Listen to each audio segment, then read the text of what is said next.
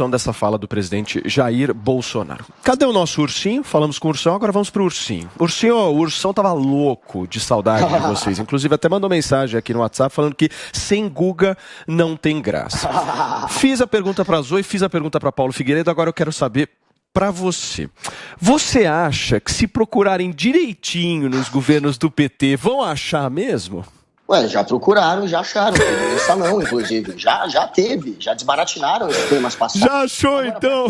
Não precisa fazer mais nada. Mensalão. Não, sobre o mensalão, já acabou, já foi investigado, já tem muito tempo, inclusive. E, inclusive, já que a gente está entrando nesse assunto do mensalão, os esquemas de corrupção, muitos deles são feitos para comprar apoio político, a maioria, né? Inclusive, quando o Bolsonaro virou presidente, ele fazia piada com isso.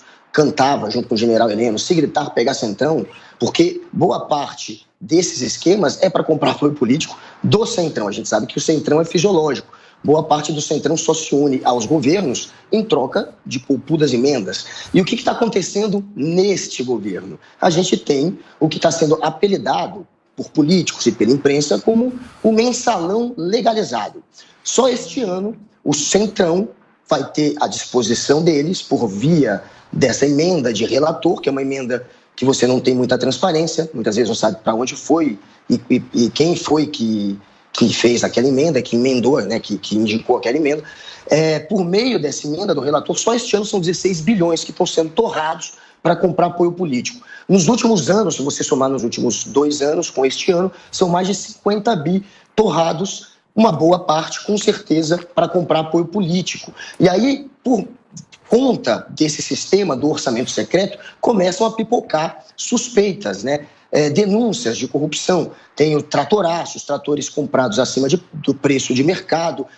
Tem a história da Covaxin, que ia ser comprada também a um preço muito superior. O pastor lobista, que acabou levando um ministro, inclusive, a ser preso. Então, essas histórias começam a pipocar muito em volta, em torno do orçamento secreto. E este governo que cantava "se gritar, pega centrão", é o governo que mais deu espaço e fez com que esse centrão fisiológico tivesse, além de dinheiro, possibilidade de se tornar essa máquina, essa bancada gigantesca que ela é agora. A maior bancada do Congresso é do centrão, graças ao orçamento secreto. Uma rápida pergunta. Quem é mais corrupto na sua história? O governo do Bolsonaro ou os governos petistas? Olha, o que a gente pode dizer é que contra o Lula nunca teve uma ex-mulher fazendo denúncia de corrupção. Contra o Bolsonaro, a gente já teve a Ana Cristina indo até a polícia fazendo BO para dizer que ele estourou, inclusive, os cofres que eles tinham no Banco do Brasil para pegar... Mas você não me respondeu. Além disso, estou respondendo. Eu acho que o Bolsonaro é muito mais suspeito, pessoalmente, do que o Lula. Tem uma série de histórias que ele vai ter que responder, que estão sendo conhecidas agora, mas que ele só vai responder quando acabar o mandato, de funcionários fantasmas e laranjas. Tem a mansão do Flávio de 6 milhões, que foi quase escondida, né? Que ele teve que colocar num cartório, numa cidade satélite que fica bem longe de Brasília para tentar esconder a compra. Muita gente duvida, inclusive, do valor, que seja só 6 milhões. Eles vão ter que explicar. A família Bolsonaro tem muito mais treta do que o Lula, isso eu te garanto. Zoe Martins. Não. O Google ele fala suspeitas e suspeitas, né? E denúncias, e mais denúncias. Mas, de fato, ele não fala, né? O Bolsonaro está sendo condenado? Alguém do governo Bolsonaro está sendo condenado? Diferente do Lula, do candidato, né? Que todo mundo sabe que o Guga é lulista. O Bolsonaro foi condenado em 3 instâncias, cumpriu pena como o teu candidato cumpriu, o Guga. Porque é muito fácil ficar falando, não, porque tem suspeitas, e porque tem acusações, e porque... Tá, cadê as provas? Cadê os documentos? Cadê alguma coisa que de fato comprove que o Bolsonaro é corrupto? Não, porque a ex-mulher dele. Não, porque o filho dele. E o Bolsonaro, a figura Bolsonaro, que é o presidente da República. Cadê as acusações consistentes contra ele? É diferente do Lula. Não, porque o filho do Lula... Não, o Lula foi condenado. Ele cumpriu pena. Ele foi condenado em 3 instâncias, por mais de 10 juízes. Esse sim foi comprovadamente, foi comprovado que é corrupto. Ele cumpriu pena. Teve mensalão, petrolão. Cadê o mensalão no governo Bolsonaro?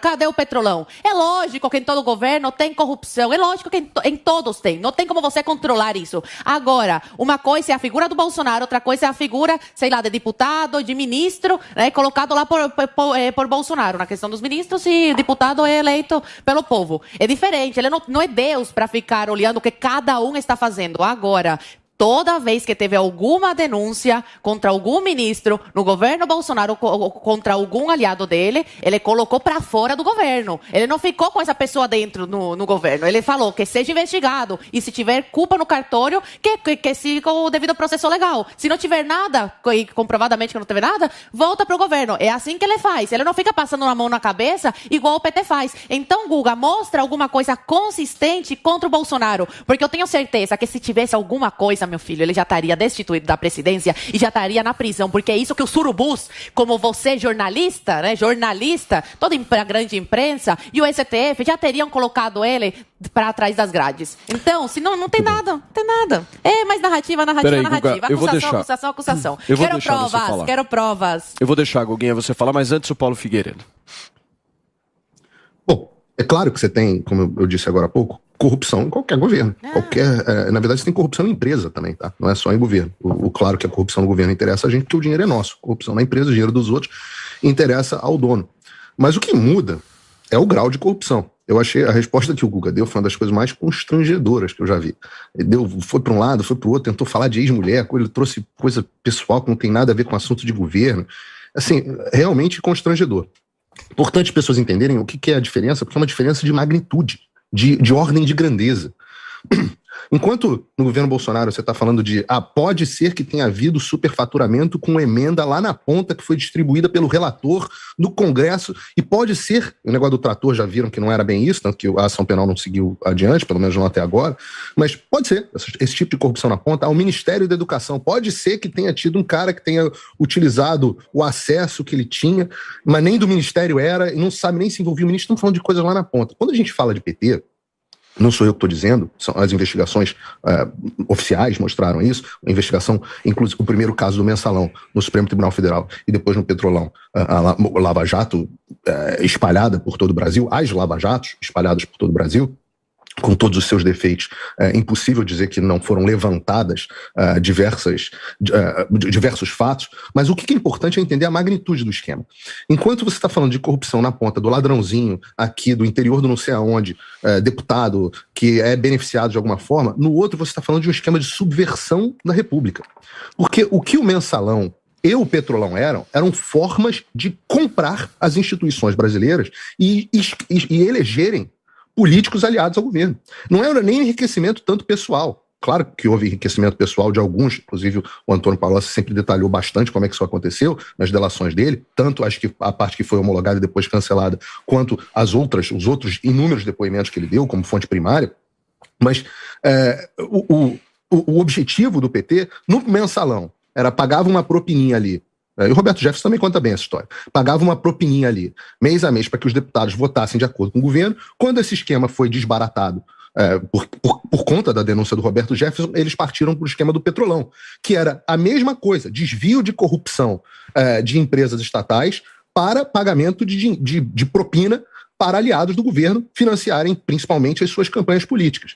Então, no final das contas, o que acontece? Você subverte a República, porque a República precisa dos três poderes funcionando. E quando um dos poderes compra o outro e anula o outro com dinheiro de corrupção, isso é subversão da República. A República para de funcionar. Nós deixamos de ser representados. E aí, todo o sistema se torna ilegítimo. Porque você pensa que os ministros do STF que estão aí hoje foram nomeados por um presidente que foi eleito com dinheiro ilegítimo de campanha, dinheiro de propina.